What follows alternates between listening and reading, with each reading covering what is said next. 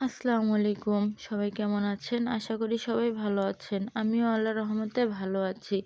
তো আমার কিছু পছন্দের খাবার আপনাদের মাঝে নিয়ে আসলাম। তো এই খাবারগুলো আমার কাছে খুবই ভালো লাগে। তাই ভাবলাম যে আপনাদের সাথে একটু শেয়ার করি। তাই শেয়ার করলাম আপনাদের মাঝে। আমার মতো কার, কার এমন পছন্দ এই খাবারগুলো কমেন্টে জানাবেন।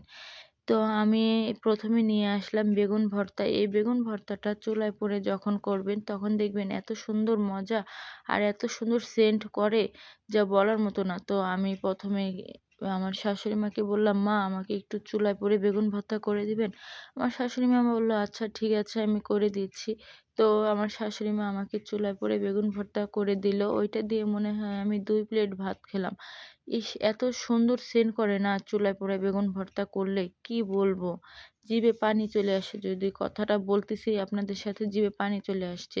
তো বিকেলের বেলা আমার মেয়ে বলছে আমাকে, "মা একটু নুডলস খাবো। আমাকে একটু পাস্তা দিয়ে নুডলস রান্না করে দিবা?"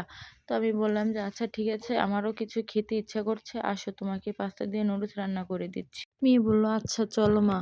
তো মেয়েকে পাশে নিয়ে পাস্তা দিয়ে নুডলস রান্না করে দিলাম। দেওয়ার পর আমরা ৩ জনে একসাথে বসে পাস্তা দিয়ে নুডলস খেলাম।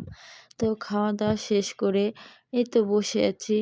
তো তারপর হচ্ছে মুলকা। এই মুলকাটাকে কি বলে আপনাদের দেশে জানি না, কিন্তু আমাদের দেশে এটাকে মুলকা বলে। এটা হচ্ছে খুদ বেটে, পাটায় বেটে এটা বানাতে হয়।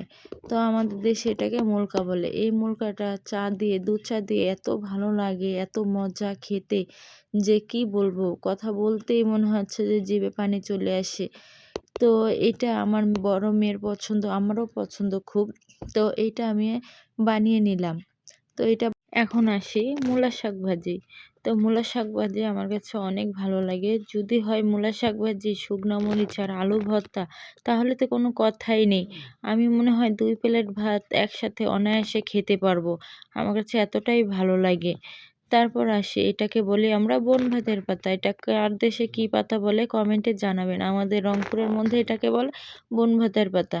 এই পাতাটা যখন ছিঁড়বেন হাতের মধ্যে এমন একটা গন্ধ, বিশ্রী গন্ধ করে, যখন পাটায় বাটবেন তখনও একটা বিশ্রী গন্ধ করবে। যখন এইভাবে বড়া বানিয়ে খাবেন তাহলে আর তখন কোনো গন্ধই নেই। এটার অনেক উপকারিতা, অনেক গুণাগুণ। এটা এটা দিয়ে আপনি ডাল বানিয়ে খেতে পারবেন, এটা আপনি বড়া বানিয়ে খেতে পারবেন। যে যেভাবে ইচ্ছে, যেভাবে খেতে চায় সে সেইভাবেই খেতে পারবে। এটার অনেক গুণাগুণ, বিশ্বাস করবেন না ভাই, এটার অনেক গুণাগুণ।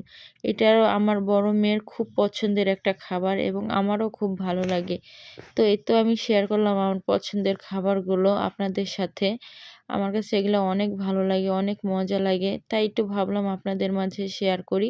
তাই আপনাদের মাঝে আমি এই কথাগুলো শেয়ার করলাম। ভালো লাগলে কমেন্টে জানাবেন আমাকে। ধন্যবাদ সবাই।